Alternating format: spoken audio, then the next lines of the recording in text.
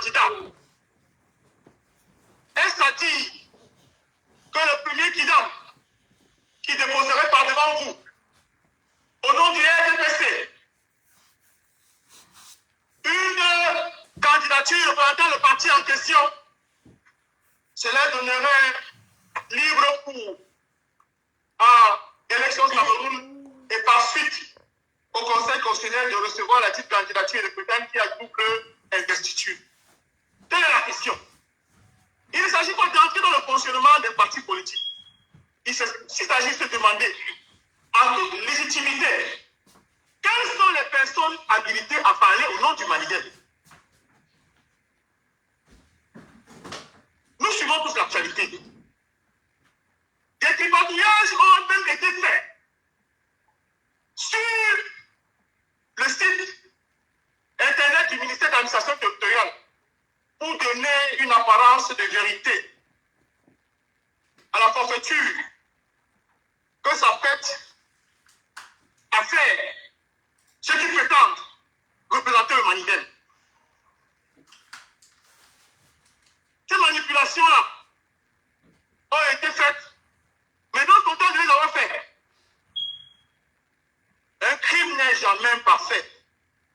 Le prétendu secrétaire général a fait des déclarations publiques, M. Mefouan, pour dire qu'il n'est plus secrétaire général du Maligen comme présenté aujourd'hui par le MINAC.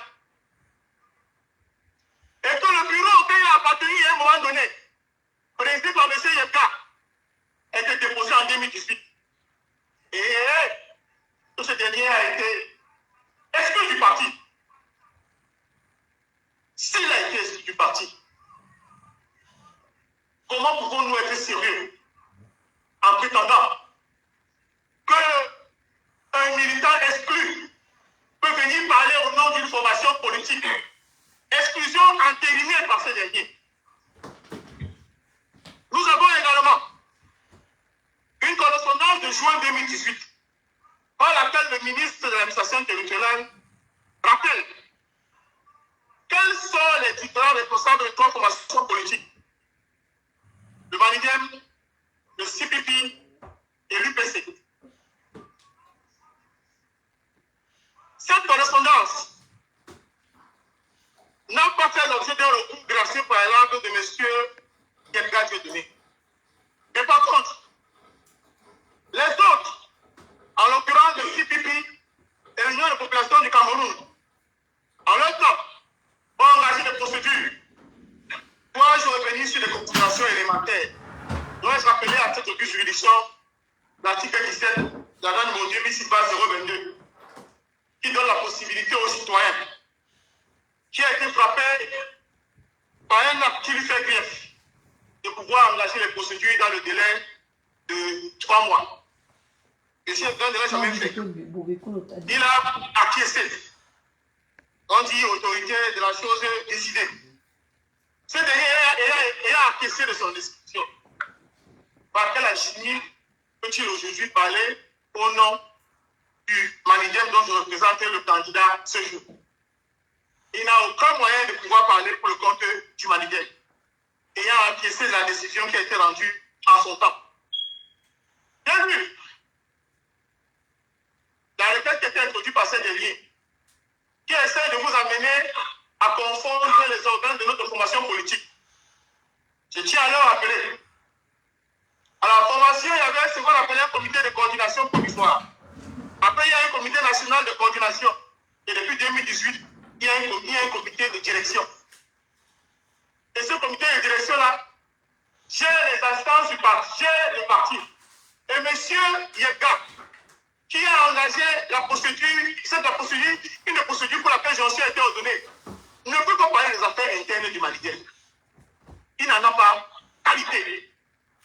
Je voudrais pendant que les développements se poursuivent, que de manière surabondante, que ces éléments soient reçus par le Conseil. Et je voudrais aussi interpeller le pouvoir d'investigation qui est le vôtre.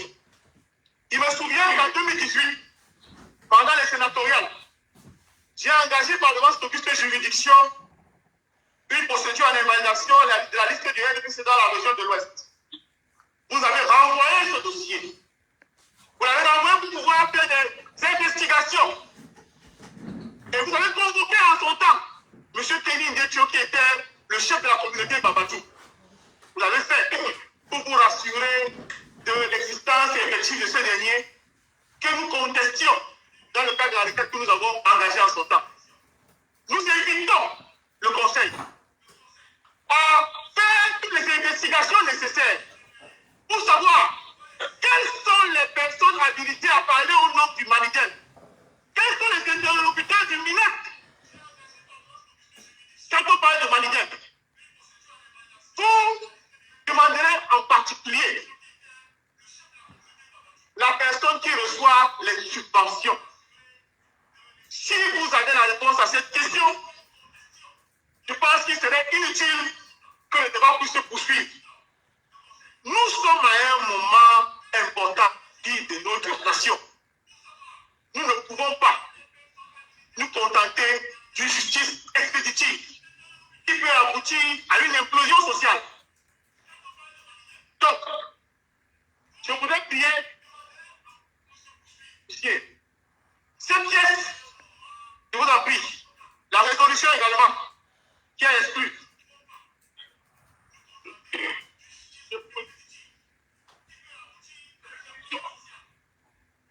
Qui a exclu, monsieur, c'est la résolution numéro 4 du Congrès. Alors, je constate également que les documents ont été versés au dossier de procédure par M. Yemga. Les documents datent de 2017. Peut-on rationner temporis, comparer des actes qui datent de 2020, 2027, 2018 à ceux qui datent de 2017? Un nouveau congrès a bien et bien eu lieu depuis 2018. Je vous l'ai dit. Et j'ai mis à votre disposition les éléments en question. Je voudrais également appeler l'attention de l'auguste juridiction de Séan sur la curiosité du comportement des élections Cameroun. Parce que l'élection Cameroun a admis les candidatures du candidat Paul Biya et du candidat Akele Mouna. Alors pourtant, il y avait une pluralité de candidatures.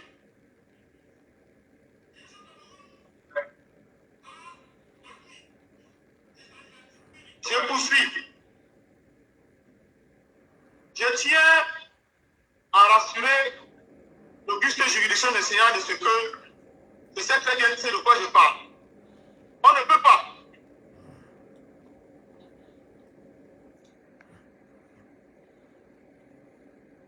dans la procédure qui a été évoquée tout à l'heure, le RDPC et M. Léon Télé Ounana, on avait affaire incontestablement à deux militants du RDPC. Monsieur Léon Télé Ounana,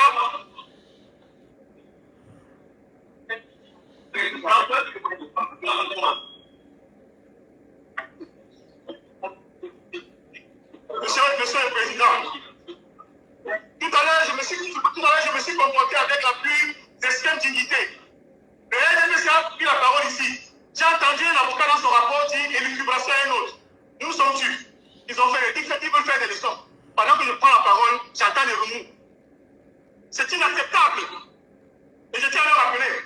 Je vous ai entendu ici, M. Yango, parler d'élucubration avant d'exécuter le groupe de confrères. Ça se dit pas d'avocat. Et quand j'ai la parole, vous ne devez pas faire de remous. Je poursuis. Dans le cadre de la procédure qui a été appelée tout à l'heure, entre M. Léon Télé Onana et le RDPC, il s'agissait de deux militants du RDPC. M. Léon Télé Onana est conseiller municipal du RDPC. M. Paul Biya est président de la République du Cameroun et président du RDPC. Dans cette procédure, nous avons fait affaire à un seul militant du Manigel. Le militant du Manigel s'appelle Camte Maurice. Alors, un tiers avec lequel nous n'avons aucun lien peut-il venir parler au nom de notre formation politique. Je poursuis. Récemment, le RDPC a exclu certains de ses anciens camarades qui me pardonnent de pouvoir, par devant cette auguste juridiction, évoquer leur nom. Le professeur Messanga Nyamdi a été exclu. Saint-Éloi Bidou a été exclu. Est-il possible, dans la construction maléfique que les gens veulent nous imposer, que ces derniers puissent venir par devant cette auguste juridiction parler au nom du RDPC? Non, non, c'est impossible. Alors, M. Yeka, exclu du Manidem, a-t-il qualité pour parler au nom du Manidem? Au point qu'on puisse prétendre que ce dernier serait le candidat investi par le Manidem? Telle est la question à laquelle je veux répondre. Et les juges que vous êtes, ne vivez pas en base clos. Nous vivons dans la même société. Les audios sont en circulation. Les audios sont en circulation. Où M. Yeka reconnaît avoir été stipendié pour placer sa candidature. Et ce n'est pas honorable pour la République. Et il faut le décrier. Je me suis demandé, que fait le ministère public? Que fait le ministère de la Justice? Le ministère a créé un communiqué pour t'en nombre avec Zimbabwe, le titre.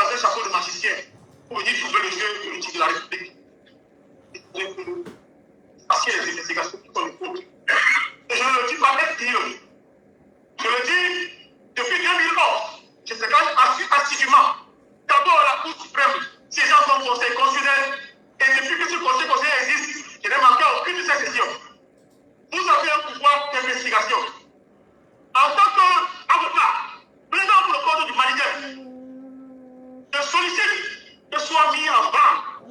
Ouais, l'investigation qui est le vôtre. Et venir ici, et si c'est un dossier qui me concernait, que vous posez la question utile. Quelle est la personne qui reçoit les subventions? Est-ce que c'est José Yeka ou M. Anissé Kane? Pourquoi il est là? Il écrit sur la vie 2027 et du jour au lendemain, ça me prétend qu'un tiers venu de nulle part, n'ayant aucun lien de poisson politique, peut parler des questions d'investiture. Nous n'entrons pas dans ce piège qui est tendu par M. Yeka en parlant des comités de sélection, comités de coordination et autres. C'est un débat que nous refusons d'aborder. Parce que non seulement il n'est pas besoin du parti politique, mais c'est des questions qui ne ressortissent pas de la compétence du Conseil des Sénats. Si vous évacuez ces questions préalables, il restera une seule candidature, et celle qui a été portée par le manager.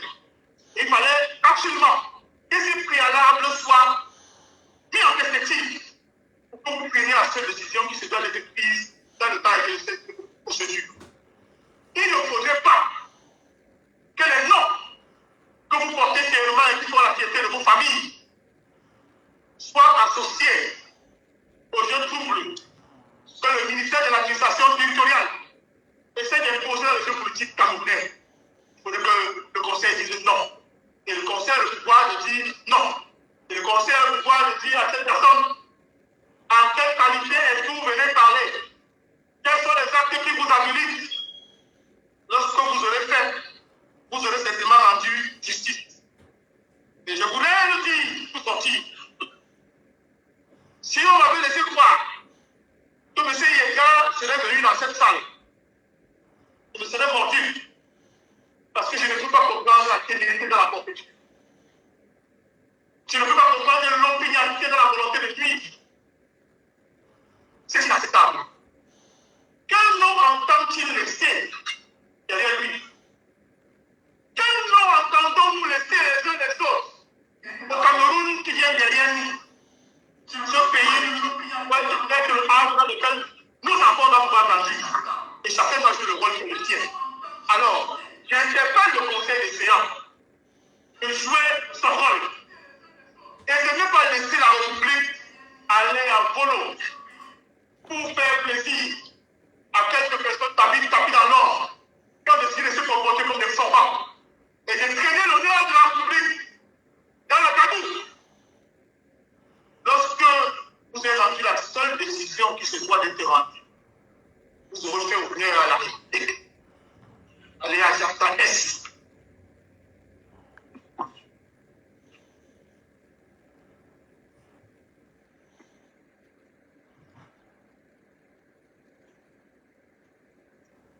Monsieur le Président, Mesdames et Messieurs, les membres du Conseil constitutionnel, après les observations ô combien brillantes de mon estimé confrère Moustapha Ngouana, je prends la parole pour continuer dans la même foulée sans toutefois redire ce qu'il a déjà dit. Monsieur le Président, lorsque je faisais mes premiers pas dans l'avocature, je me rappelle la parole qui avait été prononcée par un éminent magistrat, M. Luc Diodo, aujourd'hui de regrettée mémoire. Il nous avait dit, lors d'une séance de formation, que nous appelions à l'époque conférence de stage, que la justice rendue doit refléter la justice. La justice rendue doit refléter la justice. Si l'on veut entrer dans l'exégèse de cette pensée, M. le Président, ça voudrait dire que l'institution judiciaire ne devrait pas se contenter de vider sa saisine pour se débarrasser d'un dossier. L'institution judiciaire a l'obligation de rendre des décisions de justice qui soient conformes à la loi et à ce que le peuple qui n'est pas initié du droit voit. Monsieur le Président, Monsieur les membres du Conseil, j'ai écouté Monsieur le rapporteur. J'avoue que je suis resté sur ma faim parce que j'ai eu le sentiment qu'il s'est décliné en essayant de renvoyer les parties dos à dos. Monsieur le rapporteur n'est pas rentré dans les méandres du dossier qui permet séance de pouvoir dire le droit. Parce que, Monsieur le Président, il s'agit de dire le droit. Il ne s'agit pas de faire un déni de justice. Envoyer les partis dos à dos sans dire qui a raison, ça fait envoyer un déni de justice. Et auguste magistrat, professeur de rang magistrat, que vous êtes, pour certains d'entre vous, Monsieur le Président, je pense que vous savez très bien que la loi interdit le déni de justice. Le déni de justice n'est pas seulement le fait pour le magistrat de prendre un dossier et de le ranger dans son tiroir. Le déni de justice, c'est aussi le fait pour un magistrat. Parce que, Monsieur le Président, vous êtes des magistrats, bien que certains d'entre vous aient encore la casquette d'enseignant d'université. Lorsque vous siégez dans cette auguste institution, vous devenez des magistrats du droit constitutionnel. Et je voudrais dire, Monsieur le Président, Monsieur les membres du Conseil, lorsque vous avez un dossier et que vous donnez le sentiment à ceux qui vous écoutent de n'avoir pas tranché la cause, vous rentrez dans ce qu'on appelle le déni de justice. Et écoutez, Monsieur le rapporteur, j'ai le sentiment indiscutable qu'il s'est rendu coupable de déni de justice. Mais seulement, Monsieur le Président, Monsieur les membres du Conseil, Monsieur les membres du Conseil, davantage dans les procédures qui sont conduites devant les instances juridictionnelles suprêmes, telles que le Conseil constitutionnel, le Conseil constitutionnel, c'est que le rapport du rapporteur ne lit pas le Conseil. Le rapport du rapporteur a valeur d'un avis, ou demeurant un avis consultatif. Ce qui revient à dire que vous, les autres membres du Conseil, vous n'êtes pas liés par ce que monsieur le rapporteur a bien voulu vous proposer et qui, à notre sens, est totalement erroné. Déjà, lorsque monsieur le rapporteur, concernant l'action introduite par monsieur Yebda Dieudonné, donne l'impression que les éléments d'irrecevabilité qui sont contenus dans ce recours sont négligeables, nous avons envie de dire, Monsieur le Président, que Monsieur le rapporteur n'a peut-être pas suffisamment lu le recours de Monsieur Yebda. Lorsque vous prenez connaissance de l'article 55 de la loi de 2004 qui organise le fonctionnement du Conseil constitutionnel, l'article 55 dit le Conseil constitutionnel est saisi par une requête datée et signée du requérant. Cette requête doit être motivée et comporter un exposé sommaire des moyens de fait et de droit qui la fondent. Dans la même foulée, Monsieur le Président, l'article 130 du Code électoral reprend la même chose. Je ne veux pas citer le même article parce qu'en fait, l'article dit que la requête doit être signée. La jurisprudence du Conseil constitutionnel concernant ce cas de figure, c'est-à-dire les cas de figure où la requête n'est pas signée, c'est la même du requérant, c'est irrecevable. Je me serais attendu à ce que monsieur le rapporteur dise de façon claire et distincte que concernant le recours de Yebda Dieudonné, il est irrecevable. Deuxième chose, Monsieur le Président. Il y a un problème juridique qui se pose dans ce dossier et qui a été abordé sur un certain angle par mon confrère Moussa Sangwana, la problématique de la pluralité des instituts. Je dirais même que le problème qui se pose dans ce dossier concernant la candidature du candidat Kanto, qui a été rejeté du fait que Yebda Dieudonné a déposé une autre candidature. Le problème, c'est la problématique de la pluralité des instituts. Alors, l'on devrait se poser la question de savoir quelle est la nature juridique de la pluralité d'investiture. C'est quoi la pluralité d'investiture? Parce que si le Conseil constitutionnel répond à cette question, je pense qu'il sera loisible de savoir si le candidat Maurice Kamto, qui a été investi par le Manidel, l'a été de façon irrégulière. Je ne vais pas répondre à cette, ou bien définir la nature juridique de la pluralité d'investiture en me référant à une définition codifiée. Je vais me référer à des éléments de comparaison factuelle. Monsieur le Président du Conseil constitutionnel, Clément Atangana, signe une correspondance adressé à peut-être l'association des présidents du Conseil constitutionnel en Afrique. Moi, Sikati Désiré, je suis aussi une correspondante où j'écris président du Conseil constitutionnel. La correspondance arrive au siège de l'association des présidents du Conseil constitutionnel. Est-ce qu'on devra considérer que le Conseil constitutionnel du Cameroun a envoyé deux candidatures, puisque le président c'est M. Clément Atangana, c'est sûr de tout le monde. Il suffira tout simplement de par l'apparence de dire comment ça se fait que le Cameroun nous envoie deux correspondances portant deux noms différents. Au fait, au Cameroun, qui est le président du Conseil constitutionnel? C'est clair que c'est M. Clément. Alors, pour revenir au dossier qui nous concerne, dans le dossier qui a été connu par le Conseil électoral, le Conseil électoral nous dit qu'il rejette la candidature du candidat Maurice Kamto investi par le Manidem parce qu'il y a une pluralité d'investiture. En réalité, le Conseil voulait parler d'une coupe d'investiture. Parce qu'en dehors de quelqu'un qui a introduit une candidature de confusion, il n'y en a pas une autre.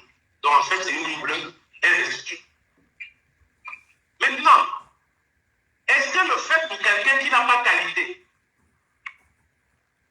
de se prévaloir de cette qualité, alors que celui qui a qualité, parce que reconnu par l'administration, de par une pléthore d'actes administratifs, est-ce que celui-là peut se voir conférer la qualité qui permet de remettre en cause la candidature de Maurice Kamto?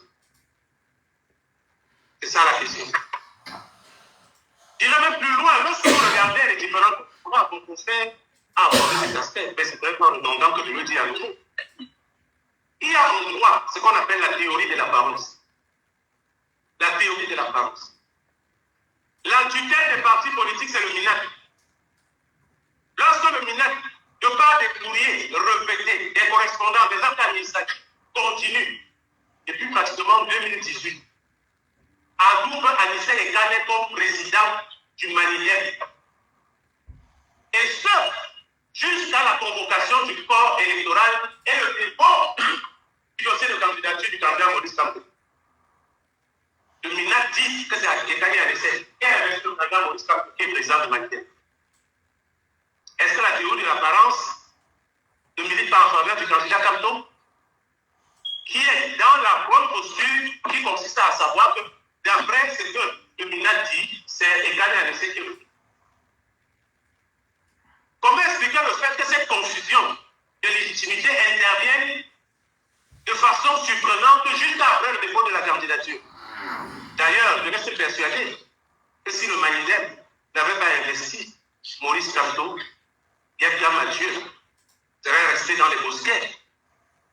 Comme il est toujours resté, Monsieur le Président. Nous ne faisons pas une justice, je ne dirais même pas sélective, mais une justice aveugle qui ne correspond pas aux faits. Le Conseil constitutionnel, c'est l'instance juridictionnelle la plus élevée au Cameroun.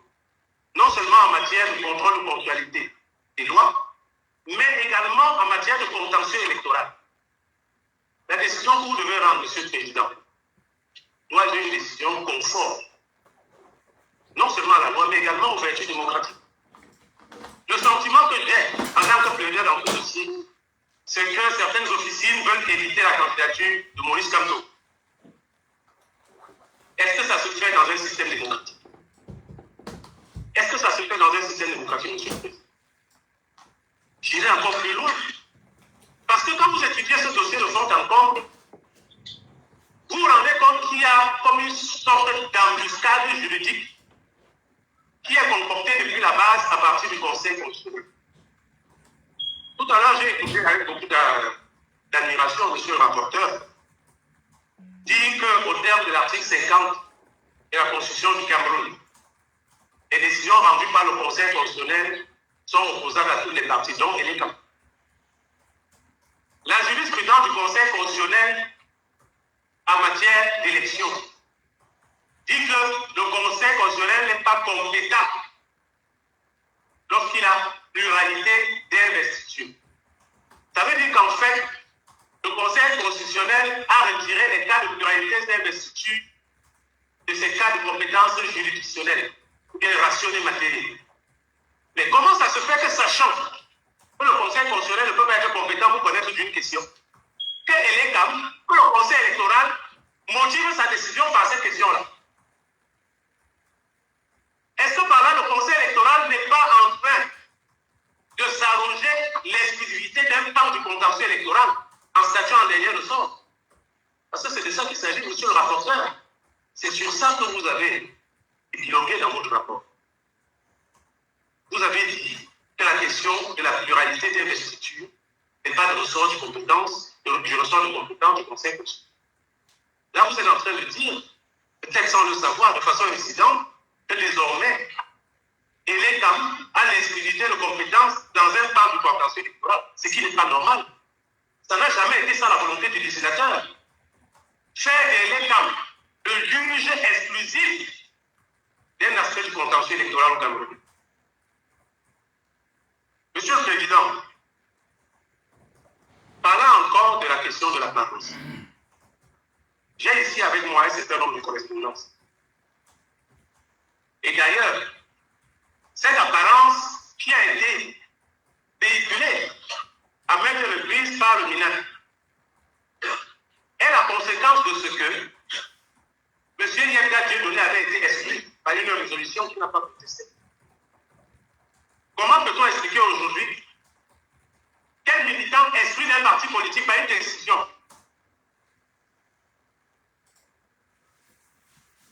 Un militant exclu d'un parti politique par une résolution d'un organe compétent du parti qui n'a jamais contesté la résolution, qui a même attaqué le Congrès qui l'a exclu en justice, mais a été débouté.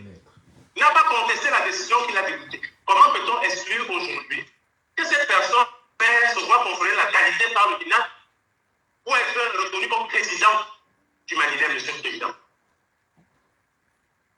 Comment le MINAC peut expliquer cette argutie juridique?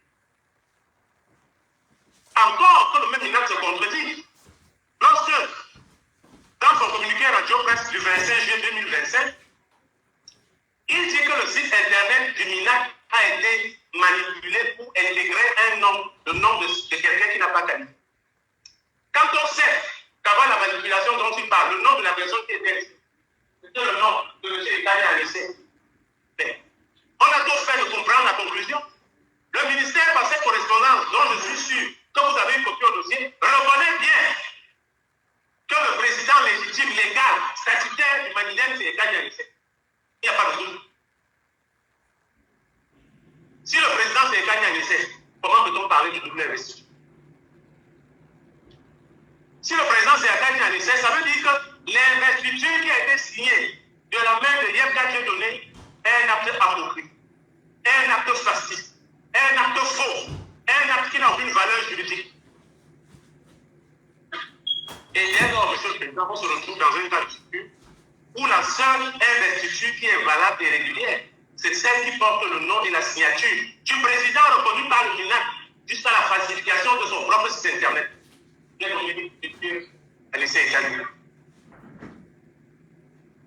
Oui, monsieur le Président, monsieur le membre du Conseil constitutionnel, vous avez votre office vous confère également compétence comme juge de la parole. Être juge de la parole ne veut pas dire que vous allez rentrer dans le contentieux du fonctionnement d'un parti politique. Non. Être juge de la parole veut dire, de par les éléments apparents qui nous sont présentés, de par le comportement de l'administration avant le dépôt de la plainte. L'administration, la tutelle, et même l'État, parce que l'État, chaque fois qu'il est question de collaboration avec le Manilem, l'État déclare Ekani Anissé. Mais les données changent une fois que la candidature de Denis Sangwa a été déposée. Est-ce qu'on devrait accepter ça, monsieur le Président? Ça, c'est du faux. Je ne dis pas que le Conseil constitutionnel doit désormais juger le faux, mais de par les éléments d'apparence, vous avez la possibilité de dire cette absence nous semble liée pour le dossier de parce que le ministère va m'a dit que c'est régulier. Le MINAC, pour la Tanganyika, il a dit ça, que c'est régulier. Moi, je pensais qu'il viendrait aujourd'hui pour que je lui pose la question de savoir par quelle alchimie juridique il peut aboutir à la conclusion selon laquelle le site internet du ministère dont il a la charge a été falsifié et ne pas dire exactement qui est le président dont le nom a été falsifié. Parce que ça doit être la conséquence de ce qu'il a écrit. C'est pas moi qui ai écrit ça. C'est pas moi qui ai écrit. Monsieur le Président, je suis le membre du Conseil constitutionnel. Je ne vais pas être plus long que ça. Moi, je voudrais, à la fin, de façon respectueuse, vous rappeler que la justice fait partie, c'est le principal fondement d'un État démocratique. C'est le principal fondement d'un État démocratique. Là où la justice refuse de jouer son rôle, la justice est en train de sacrifier une nation. Là où les juges qui sont chargés de démonter l'application de la loi refusent de faire leur devoir, la justice n'existe pas. Vous savez très bien que cette affaire a fait couler beaucoup d'encre. Non pas parce que les Camerounais sont des gens qui aiment la piscine, mais parce que chacun sait qu'il y a une injustice quelque part. Et la victime de cette injustice, c'est Maurice Kamto. Nous le savons tous. Nous intervenons, je le dis encore, comme conseil humanitaire. Le parti politique qui a investi le candidat Maurice Kamto. Donc, pour conclure, Monsieur le Président, nous invitons les augustes juristes que vous êtes à bien vouloir reconsidérer la proposition de décision qui a été formulée par Monsieur le conseiller. Bien entendu, déclarer le recours de Yaka Dieudonné irrecevable parce que non seulement il a été exclu, mais en plus, il n'a pas qualité pour représenter le Mali. S'agissant du recours de notre candidat, du candidat que nous avons investi, nous pensons que les moyens de droit qu'il a développés sont pertinents. Et d'ailleurs, dans un souci d'équité et de bonne justice, le Conseil constitutionnel, dans le cadre de ses compétences, peut évoquer à nouveau, même si des questions qui n'ont pas été soulevées par le parti, parce qu'il s'agit de rendre justice. Le Conseil constitutionnel peut aussi statuer sur des questions d'irrégularité qui ne ressortent pas des recours des partis. Monsieur le Président, Monsieur le membre du Conseil constitutionnel, j'en aurais terminé pour le compte du gouvernement.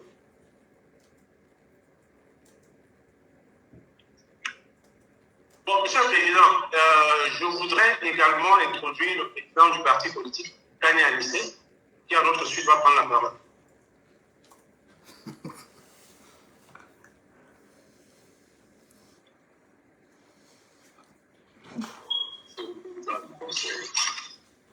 Cher éminent membre du Conseil, j'ai le sentiment qu'on a assisté à un show de théâtre qui le monde sait de quoi il s'agit et les gens font semblant. Lorsque Ponce Pilate demande de couper la main en deux, vous voulez aussi couper l'évangile en deux. Parce que lorsqu'on apporte un enfant qui est revendiqué par deux mères, qu'est-ce que peut faire Ponce Pilate? Couper l'enfant en deux. Ou aussi couper le baptême en deux. On doit chercher qui est le père de cet enfant. Donc c'est un théâtre très amusant et dangereux.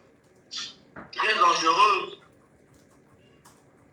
Et aussi le théâtre entre un exhumeur de fantômes qui n'est pas là.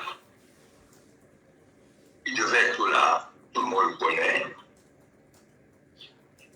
Et quelqu'un qui joue au fantôme. Parce que mon ex-camarade des gars a plusieurs reprises dans des radios et télévisions. Il s'occupe de Bombok et de l'association de consommateurs d'énergie. Depuis 8 ans. C'est aussi la jonction entre une exigeant de vengeance absolue et la complicité d'un fraudeur exhumeur du cadavre.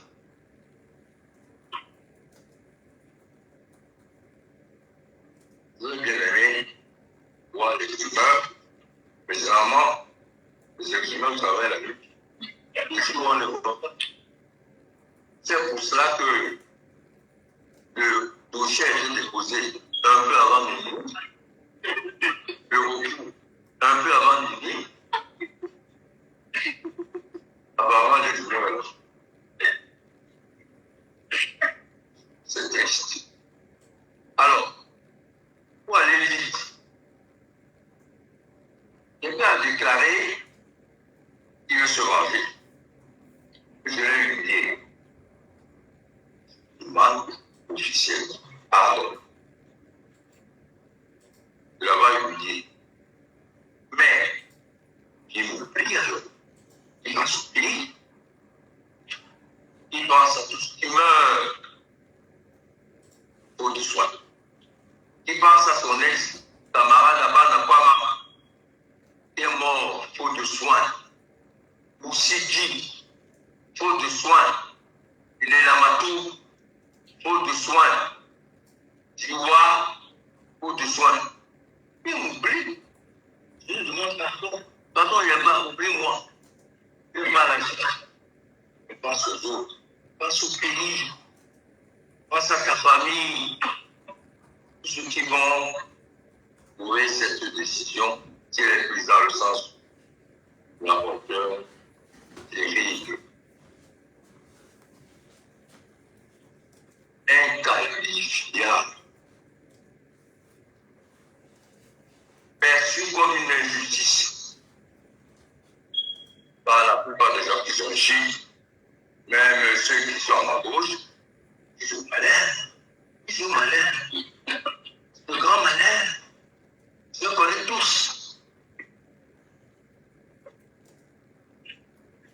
Je dois vous dire, chers membres, monsieur le Président, comment voulez-vous qu'on vous dise? Le monde entier, pour du faux, du grossier faux. La preuve, c'est en 2 jours que l'exhumeur du cadavre a monté le dossier. En 2 jours. En bricolant. Forcément, en bricole, on fait des erreurs. Bricoler. Nous déposons notre dossier. C'est le jour du dernier délai de dépôt de dossier. Il écrit à l'État que le nouveau président sorti du cimetière de Kamikop s'appelle les Blancs.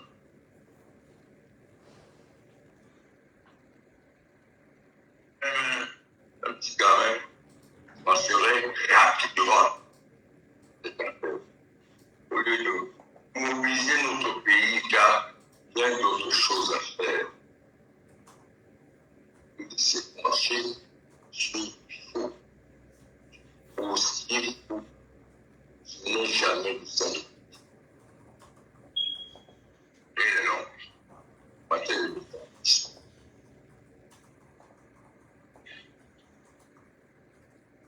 Je voudrais donc que monsieur le président du conseil, le membre du conseil, dise, quelle que soit la décision que vous allez prendre, dans ces situations, que au Cameroun, on peut faire des fantômes, on peut faire des fantômes. Des vrais fantômes. Si c'était naturel, la nature, il y a pas. Pourquoi les mots dans minuit moins 5, la nuit? Subannissement. Et les recours, la nuit, à minuit.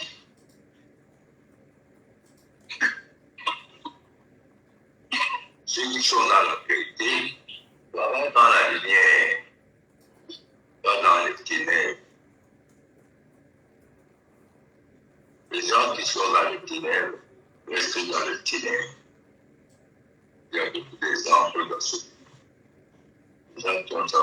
fidèles, ils sont restés. À vous de jouer, monsieur.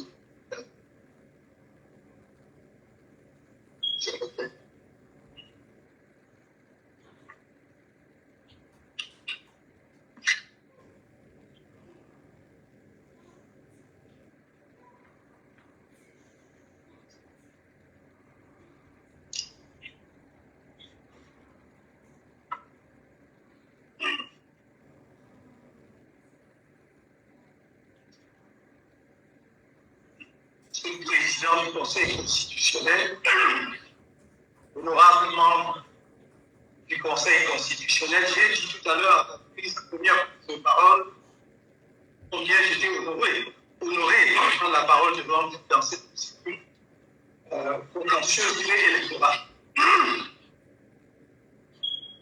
C'est pas un moment particulier, mais je vais m'en tenir au cadre que vous avez fixé vous-même, Monsieur le Président, après les interventions brillantes de mes conseils, y compris ceux qui ont fait une intervention volontaire dans le cadre de la procédure engagée par M. Yelta, ma tâche est rendue extrêmement facile et je voudrais faciliter la vôtre en rappelant seulement ceci.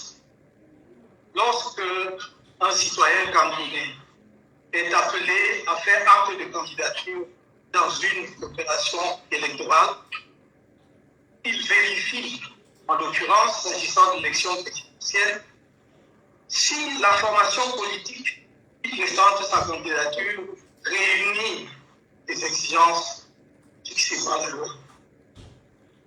En l'occurrence, ce que j'avais à faire était de vérifier d'abord si le Manidem était un parti organisé. Il est apparu très clairement que c'est le cas, puisqu'il a été légalisé le 9 mars 1995. Si les instances compétentes pour porter ma candidature, et voilà que par la force des choses qui entrent, si dans l'organe qui me confère l'investiture n'est pas compétent pour le faire au regard justement des textes, vérification faite, c'était le cas. Dès lors que ces vérifications sont faites par rapport à la conformité de l'association qui va porter la candidature du candidat, ce qui lui reste à faire, c'est de fournir les pièces requises par là. Et c'est ce que nous avons fait en vertu des articles 117 et 122 du Code électoral. Il n'y a pas une seule pièce qui manque. Tellement évident que nous remplissions toutes les conditions requises que Elekam lui-même, à aucun moment n'a signalé une pièce qui manquait. Dans la procédure qui a précédé la nôtre, on a signalé par exemple l'absence de la lettre de présentation de candidature ou bien l'absence de versement des 30 millions. Rien de tel dans notre pays. Le seul argument que Elekam présente, c'est de dire pluralité d'investissement. Mais on vous a démontré à suffisance qu'il n'y a pas de pluralité d'investissement. Mais il ne pouvait pas y avoir pluralité d'investissement. Surtout si celui qui prétend présenter une autre candidature ne rapporte pas la preuve qu'il est membre de l'association, qu'il est encore et toujours membre de l'association. Et il apparaît de toute évidence qu'il a cessé d'être membre de cette association. On a donné les éléments qu'il a dit. Il me semblait dès lors que la tâche du Conseil de votre juridiction serait extrêmement simplifiée. Je dis, ma modeste personne, est-ce que M. Kanto a fourni, s'il a fourni, il n'y a pas de pluralité de candidature, puisque ce que l'on prétend être une deuxième candidature est une non-candidature étant présentée par quelqu'un qui n'est pas membre du ministère comme président de cette formation. Il me semble que dans ces conditions, le problème étant ainsi posé, extrêmement simplifié, votre conseil, dans son infinie sagesse, comme vous l'avez fait tout à l'heure, sur la question de l'ajonction de procédure, doit pouvoir reconsidérer l'argumentaire présenté par l'honorable rapporteur de votre juridiction à la lumière des débats. Nous ne devons pas, vous ne devez pas, Monsieur le Président, puisque honorablement député, donner l'impression que les débats, c'est pour le décor. En fait, votre décision est gravée dans le marbre, quelle que soit son petit pendant des heures ici, lors des plaidoiries devant vous, ça ne sert à rien. Il me semble que c'est pour éclairer davantage votre lanterne pour que votre décision soit la meilleure possible. Je ne vais pas, ici, ça n'est pas le lieu, ça n'est ni le lieu ni l'occasion, de nous lancer dans d'autres considérations qui ne sont pas pour moi et exclusivement juridiques. En disant ce que je viens de dire, vous devez simplement, Monsieur le Président, conclure que c'est à tort que Elecam a rejeté aussi le candidat de M. Kanto qui satisfait toutes les exigences prévues aux articles 110 et 122 du Code électoral. Et en le disant justice pas rendue, je n'ai pas de doute que vous saurez le faire. Je n'ai pas ici besoin, encore une fois, je l'avais dit, une fois de rappeler les styles que j'ai vus les uns et les autres, parce qu'il se trouve que je connais un certain nombre de membres du Conseil constitutionnel. Je pense que vous serez dit qui est bon pour la justice, pour le droit et pour la République. Je vous remercie.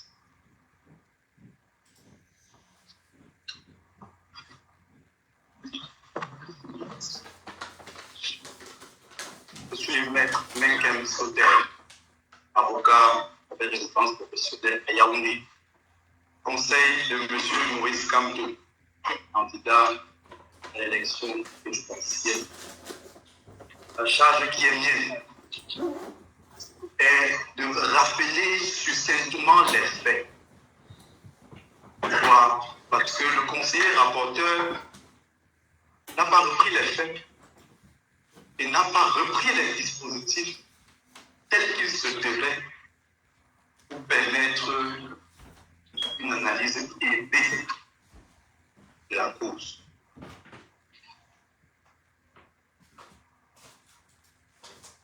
Honorablement,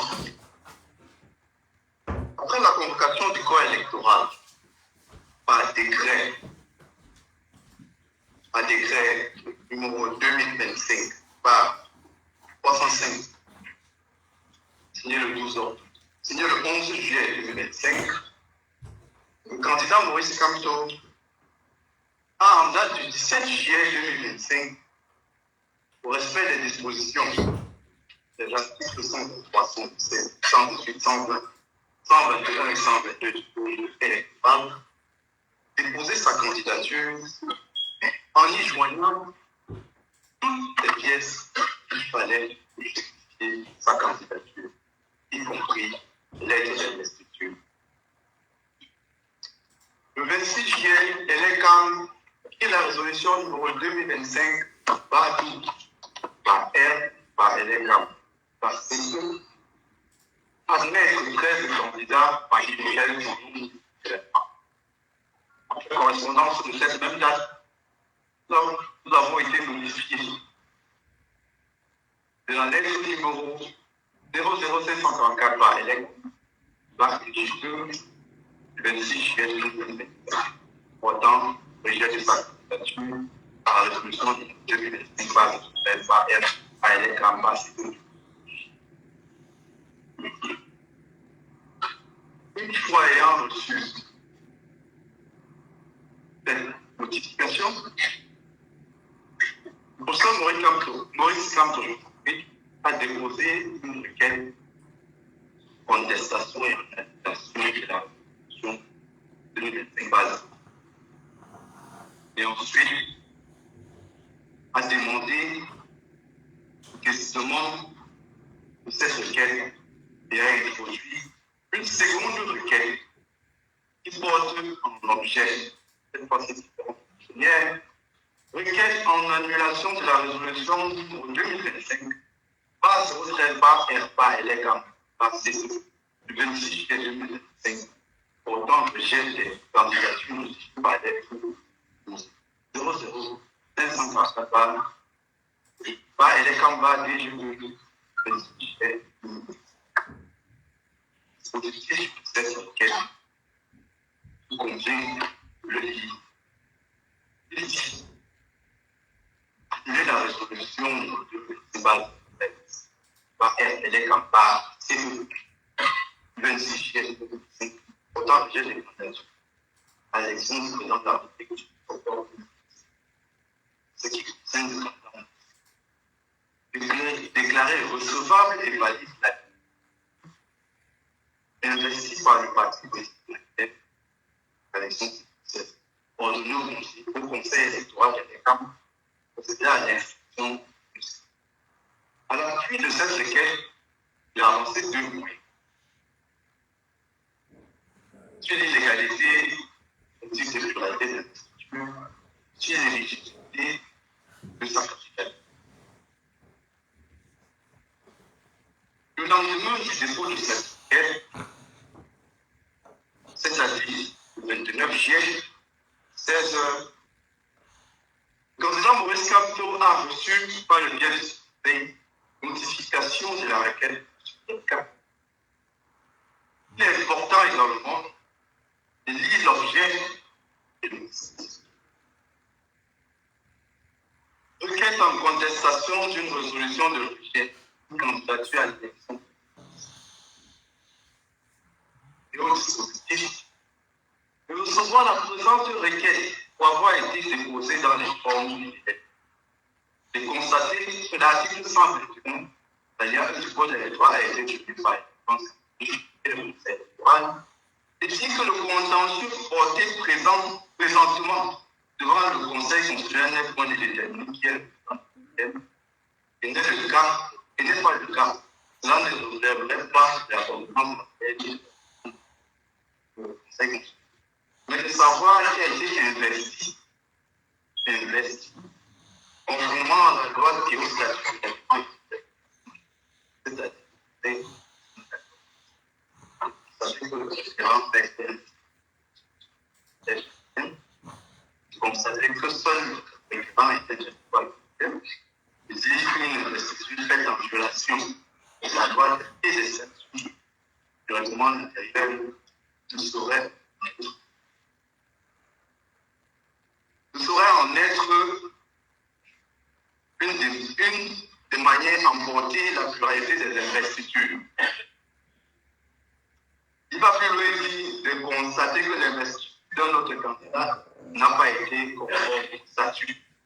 En conséquence, accepter, recevoir et valider la pluralité. En ce recours,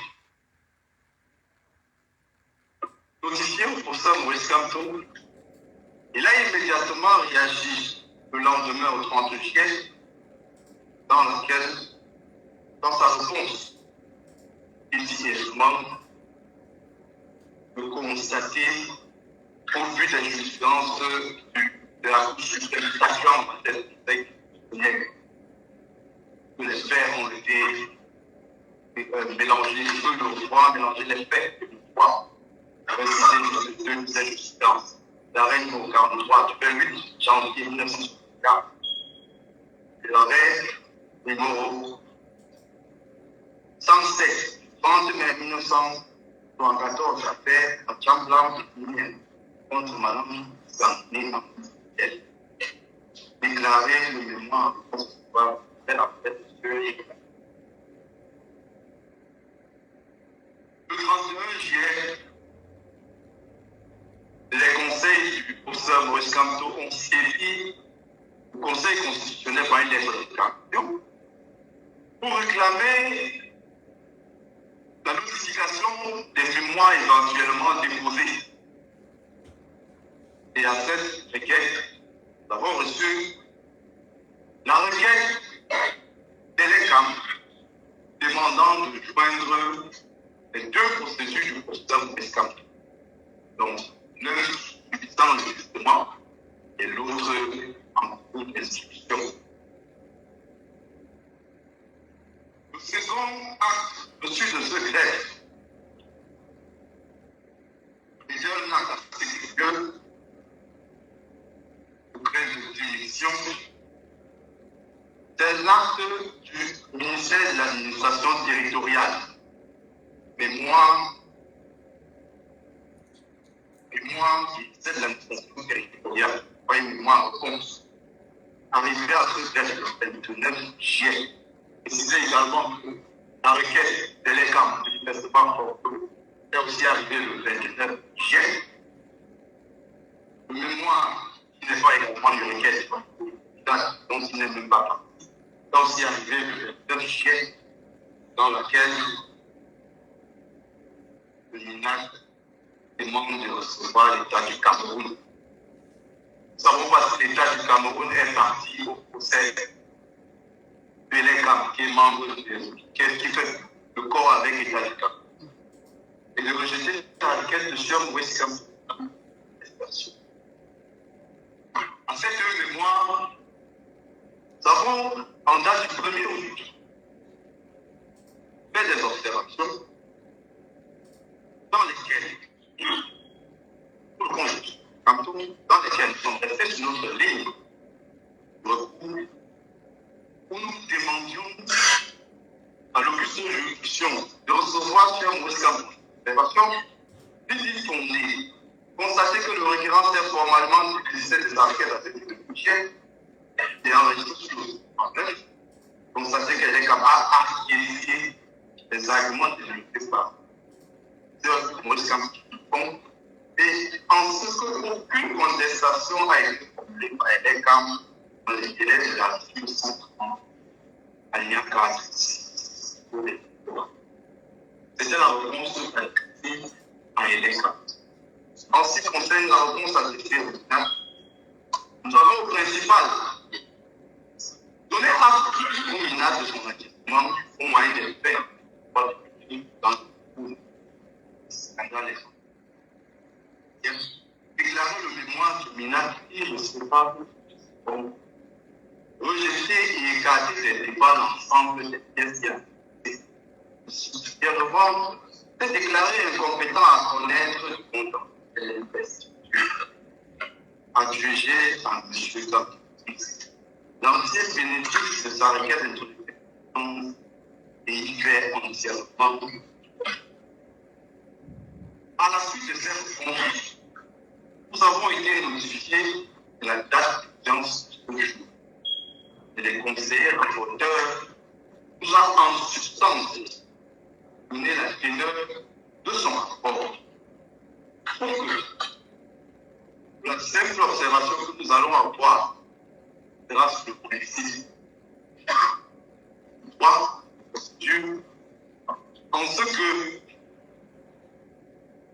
avant de procéder à l'examen au fond d'une procédure et d'administrer l'injonction de faire bonne administration de justice, un éminent membre de ce conseil, qui avec d'autres matières grises en matière de droit, proposait le principe de l'examen préalable de la recevabilité, donc des compétences d'abord, et ensuite la recevabilité des séries de grandes restrictions avant tout examen. C'est-à-dire, quand l'État, les deux recours ayant deux objets différents, l'un marquant le problème d'investiture, celui de M. Yebga, et l'autre posant juste des pièces liées à l'éligibilité de ces candidatures, le rapporteur est allé à l'encontre des principes de procédure de procédure de justice. Comprenez votre position. C'est pour dire l'article que je cite, les chroniques de jurisprudence du Conseil constitutionnel camerounais 2018 à 2018. Même dans l'ordre de présentation de cet article, les éminences matières grises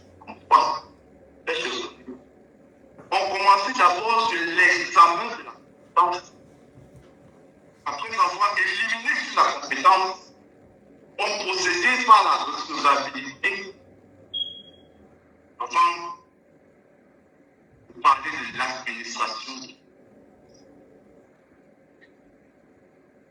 et procéder éventuellement dans le cas d'espèce.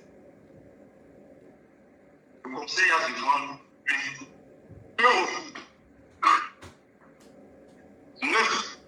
C'est créant des problèmes de jonction dans lesquels ce candidat y voit deux statuts, dans lequel celui-là pose plusieurs problèmes sur la qualité de celui qui devait l'investir et dans lequel il traîne cette aucune juridiction dans la question des investitions.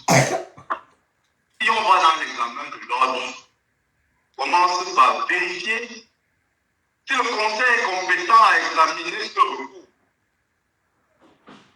porté sur des questions d'investiture et ensuite vérifier si le conseil trouve ce recours recevable et enfin, après avoir donné ces deux solutions, ce recours est procéder à l'examen. Celui du procès Camto par des institutions.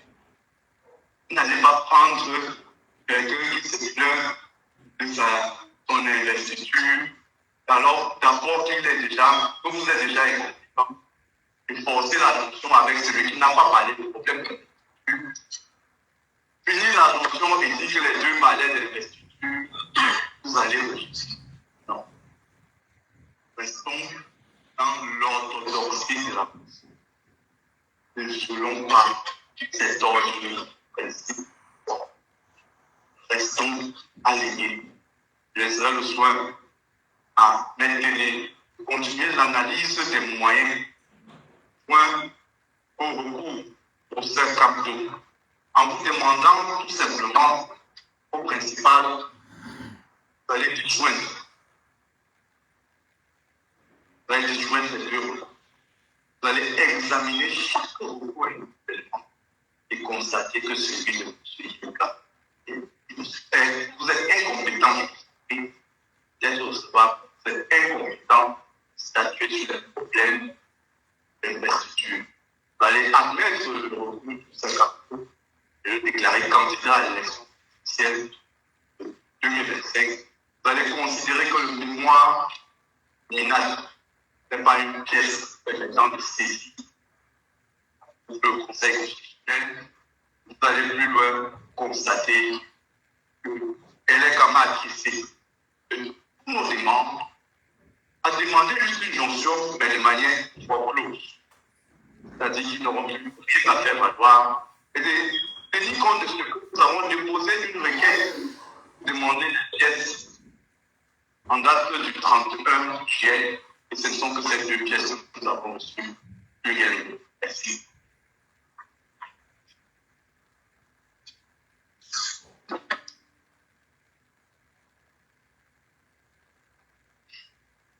Monsieur le Président du Conseil constitutionnel, honorable membre du dit Conseil, je m'appelle Martin Ténézois, avocat au barreau du Cameroun, constitué pour la cause du candidat Camto Maurice. Alors, Monsieur le Président, dans ce jeu, je vais indiquer, étant donné que l'ombre de la jonction de procédure plane dans les deux causes que vous êtes en train de faire, que Monsieur le Président et Kani Alixer vous a servi une image, peut-être qu'elle est passée inaperçue. Je voudrais encore vous présenter cette image. La cause que vous avez devant vous, ce jour, imaginez-vous, concerne un jeune enfant, un bébé tiraillé, ce qui vous a indiqué, tiraillé par deux mères. Chacune des deux mères revendique la maternité de cet enfant. Cet enfant est tiraillé au point de se retrouver en deux morceaux. Et la cause est déférée devant vous. Alors, question. Allez-vous, Monsieur le Président honorable membre du Conseil, et pour cela, je me réjouis de ce que, au rang de vos membres, vous avez des mères. Allez-vous alors abandonner cet enfant qui est tiraillé par les deux mères Parce que jusqu'à preuve de contraire, nous savons que chaque enfant doit avoir une seule mère. Est-ce que vous allez laisser cet enfant se retrouver tiraillé au point de se retrouver en deux morceaux? Ou alors, vous allez laisser plutôt l'option d'investiguer pour savoir laquelle des deux mères est véritablement la mère de l'enfant. Et là, je fais allusion à la mesure d'investigation qui a été servie devant vous. Parce qu'au-delà de tout, il me semble que vous ne pouvez pas échapper à cette mesure si vous voulez rendre justice dans cette cause. Est-ce que vous allez abandonner cet enfant alors même que la science, je fais allusion aux examens ADN, au-delà de peut vous permettre de dire quelle est la mère de l'enfant.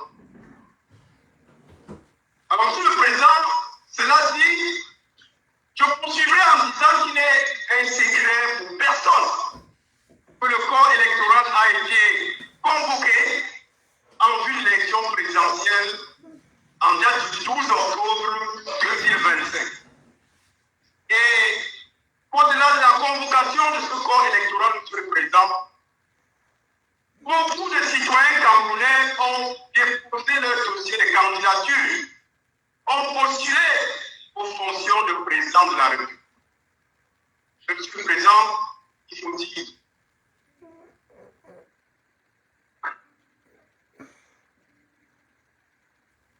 Monsieur le Président, que notre organe en charge des élections a reçu, si je ne me trompe, 83 candidatures. Même les citoyens qui n'étaient pas en âge de postuler ont postulé et les campagnes. D'autres qui n'avaient aucunement l'intention de payer la caution de 35 millions, 30 millions autant pour moi, ont vu leur candidature être reçue, alors même qu'ils ont manifesté l'intention. L'un d'eux a bien affirmé qu'il n'avait pas l'intention de payer la caution parce que, dit-il, l'État lui doit de l'argent et qu'il n'était pas question d'ajouter de l'argent sur l'argent. Mais ça n'a pas empêché à Elégan de recevoir sa candidature. C'est-à-dire qu'ils ont vu un engouement pour les Camerounais de postuler à la fonction présidentielle. Mais nous y avons vu une banalisation de cette fonction. Le président, un désordre. Alors, je dirais poursuivre en disant que c'est avec une grave légèreté que l'État a donc reçu ces candidatures. Une légèreté légendaire.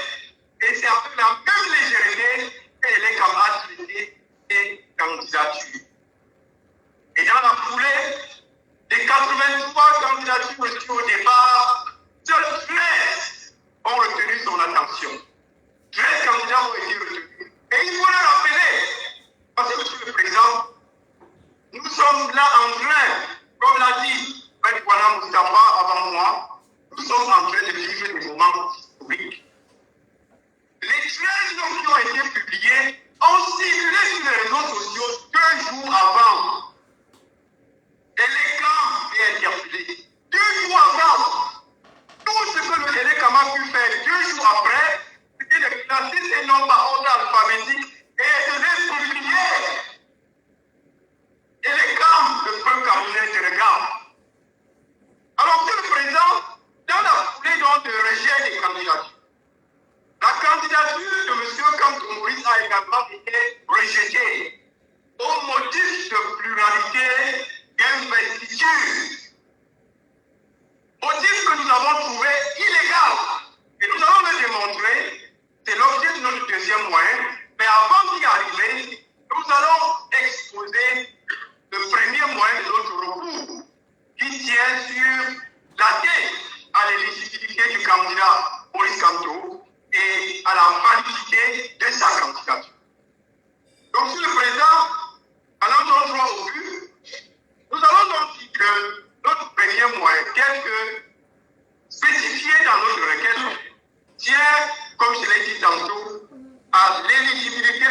candidature du candidat Kanto Maurice et à la validité autant pour moi de celle-ci. Nous commençons d'abord par l'atteinte à l'éligibilité de sa candidature. Alors, Monsieur le Président, le code électoral, qui est le premier des élections au Cameroun, traite de la question de maître. Attendez, vous avez suivi le rapport et vous avez dit que ce n'était pas le problème qui personne ne conteste, hein, c'est grave. Mais le problème, c'est le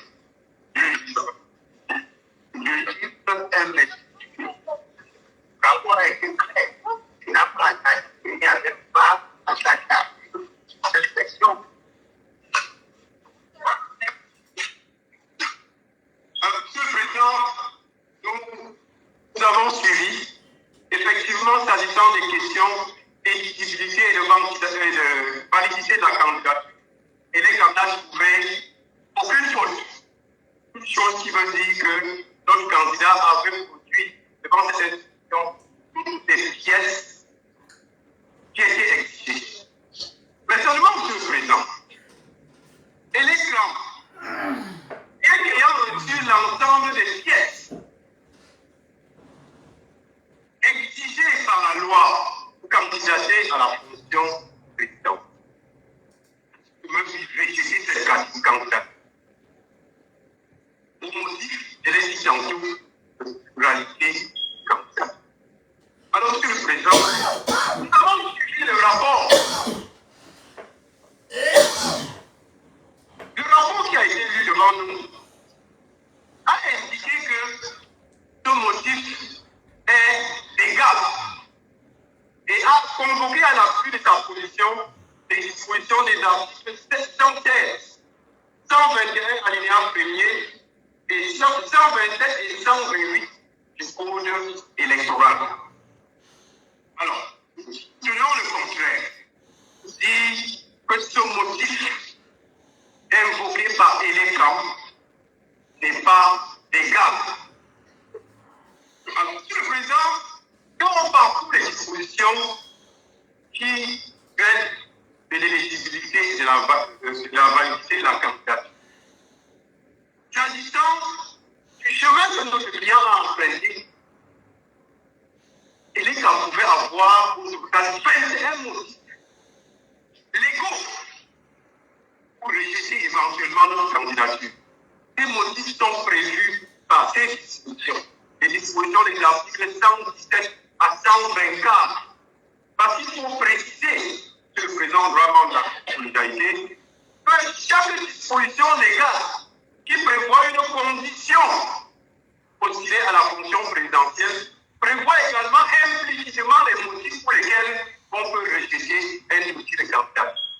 Donc, quand on dit par exemple que vous devez avoir l'âge requis d'au moins 35 ans, cela veut dire donc que si vous avez moins de 35 ans, ça peut constituer un motif de rejet de votre candidature. Alors, pourquoi nous disons que le motif invoqué par Elecam n'est pas légal? Nous le disons parce que ni la Constitution de la République, ni le Code électoral n'invoque le motif de pluralité de candidature pouvant être brandi pour appeler le rejet de candidature. Alors, monsieur le rapporteur, dans son rapport, nous affirme le contraire et il invoque, comme je l'ai dit tantôt, au total 4 dispositions légales. D'abord, l'article 116 vous dit que les dispositions de l'article 116 prévoient, selon lui, deux motifs. Alors, que dit l'article 116 du code électoral? Je cite, article 116, petit 1. Le président de la République est élu pour un mandat de 7 ans au suffrage universel direct, égal et secret.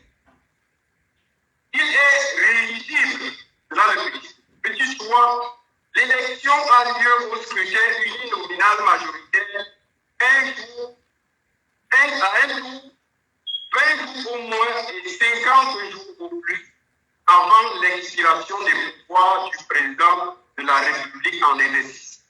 Petit cadre est élu le candidat ayant obtenu la majorité des suffrages exprimés. Alors, qu'est-ce qui, dans cette disposition légale, lui a laissé penser à la possibilité pour l'élégant d'invoquer la double investiture pour rejeter le candidat? Ça, c'est l'article 107. On va vous répondre très rapidement à de l'élection présidentielle. Qui vous dit donc que c'est un scrutin unique? Non. C'est-à-dire qu'on va se... Le code contient aussi d'autres élections. On parle d'élection de liste. C'est le contraire donc de l'élection présidentielle. C'est pas qu'il a démontré que si vous alliez plusieurs candidats, vous vous retrouvez dans une situation de liste qui n'est pas compatible avec celle-là. C'est clair. Le président, nous suivons. C'est pour faire l'économie du temps. Il a également invoqué les dispositions de l'article 121 et appliqué 127 et 128. Et le président, quand on parcourt toutes ces dispositions, il n'est pas clairement, quand je dis même clairement, c'est ce qu'on dit, il n'est pas indiqué que l'élégant peut user du motif de double candidature, de double investiture autant pour moi, rejeter une candidature. Et pour preuve, monsieur le rapporteur, après avoir cité ces dispositions, et la jurisprudence, le président, vous a dit ceci, il n'était pas nécessaire que le législateur interdit expressément la double candidature. Monsieur le président, quelle est donc cette interdiction qui n'est lue qu'entre les lignes? Quelle est cette interdiction qui relève de l'interprétation dans le respect des canons de l'interprétation? Pourquoi est-ce que monsieur le rapporteur a ajouté cette phrase à la fin?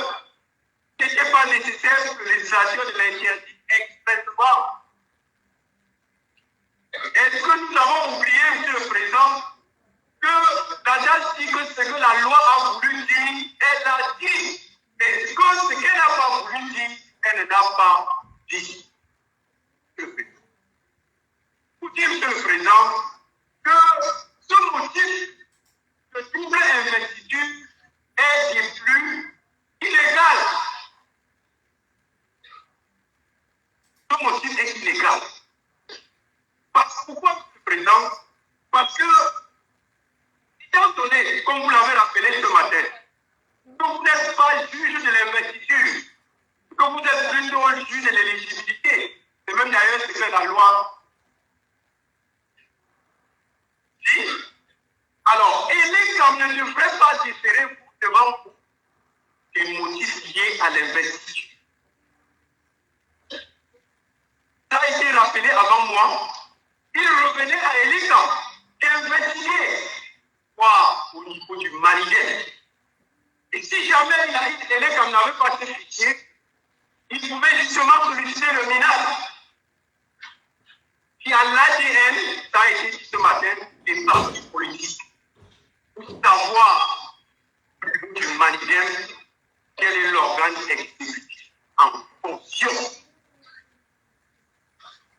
Et ça lui aurait évité, monsieur le président, de différer devant vous un tel motif. Alors, elle est comme l'affaire.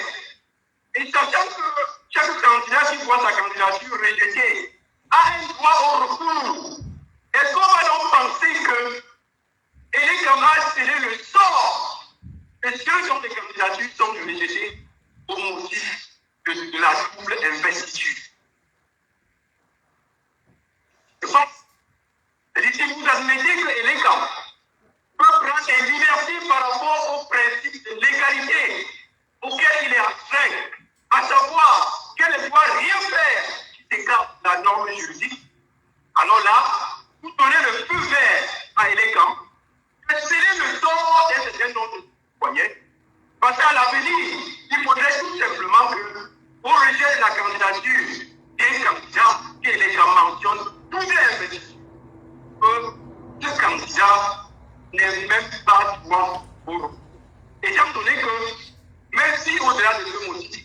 une requête, reste une requête, oui, à qui je passe. Donc, Monsieur le Président, dans le cas de cette procédure,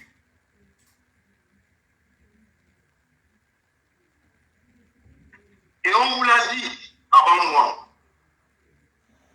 que dans un cas similaire, nous n'allons pas nous empêcher. Alors que Elecam avait en face d'elle une candidature, elle a pu opérer le choix qui a été dit dans le premier dossier que vous avez connu ce matin, Pion Hilaire Onana contre Elecam. Alors, je m'en vais livrer à l'attention de tout le monde. La motivation que Elecam a déployée pour choisir la candidature de M. Paul Biya au détriment de la candidature de M. Léon Hilaire. Alors, le président gouvernement du Conseil, voilà ce que Elecam dit. Déjà, c'est dans ses conclusions, poursuivi dans le dossier que vous avez connu ce matin, déchargé au greffe sous le numéro 87, en date du 28 juin 2027, et affiché au pavillard, donc rendu public. Voilà ce que Elecam dit. Je cite. Attendu monsieur Léon Hilaire Onana reproche au Conseil électoral d'élection Cameroun d'avoir accepté la candidature de M. Diapol, alors que la qualité de président du RDPC de ce dernier est contestée d'une part, et que la lettre d'investiture du candidat concerné a été signée par un responsable du parti politique, dont la légalité et la légitimité seraient contestées d'autre part. Il convient de donner acte au requérant de ce qu'il reconnaît expressément que le candidat Diapol a déposé une lettre d'investiture d'un RDPC. Ainsi, le candidat Diapol a respecté la condition fixée par l'article 122 alinéa 2 du Code électoral, toute chose ayant conduit le Conseil électoral à accepter sa candidature. Attendu que s'agissant des discussions relatives à la légalité ou à la légitimité du responsable du RDPC ayant signé la lettre d'investiture du candidat Diapol, il y a lieu de noter que si un sénateur ou un Léon n'apporte pas la preuve de la suspension du dit responsable de ses fonctions de secrétaire général du RDPC par une décision devenue définitive. Mais c'est à bon droit que le Conseil électoral a reçu la lettre d'investiture délivrée par le candidat Diapol par le RDPC et a accepté la candidature de ce dernier en conforme à l'article 122 et 124 du Code électoral. Fin de citation. Pourquoi est-ce que Elecam n'a pas déployé le même raisonnement alors qu'elle avait en face la candidature, dit-elle, de M. le professeur Kamto Maurice, voilà le candidat Kamto Maurice, et M. Yesga Dieudonné. Pourquoi est-ce que Elecam n'a pas déployé le même raisonnement? Aussi que dans le dossier de M. Kamto Maurice, il y a une lettre d'investiture. Pourquoi est-ce que ce même raisonnement n'a pas prouvé? Pourquoi je suis deux troisième dossier? Donc, M. le Président, comme je l'ai dit tantôt,